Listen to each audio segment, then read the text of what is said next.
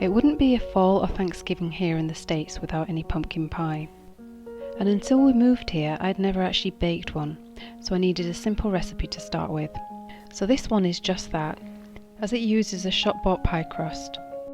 So to get started, we preheat the oven to 425 degrees Fahrenheit, that's 220 degrees Celsius. Into a large bowl we're putting in a can of pumpkin purée. That's a 15-ounce can which comes to approximately 2 cups.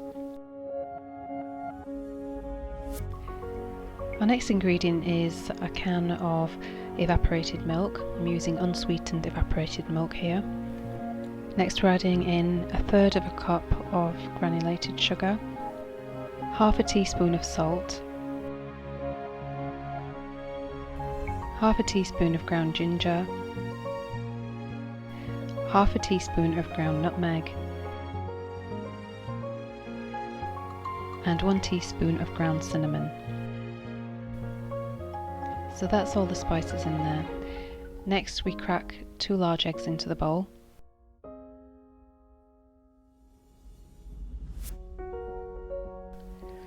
And whisk all the ingredients together for a minute or so until we have a nice smooth consistency.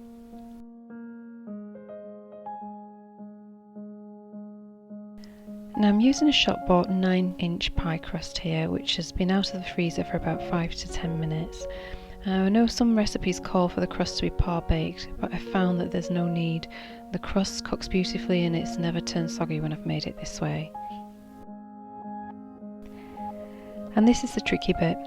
Pour the pumpkin mixture slowly into the crust and take care to fill up only up to about 3/4 of the way.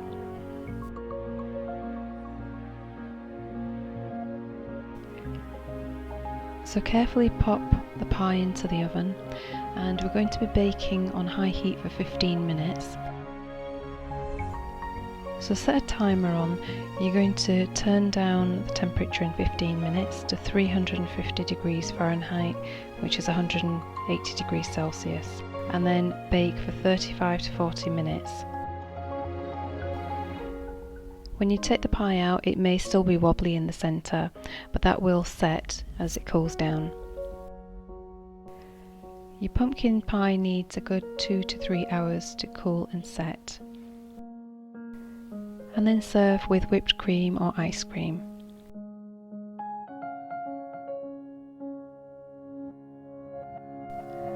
I've been really pleased with the results each time I've baked this pumpkin pie.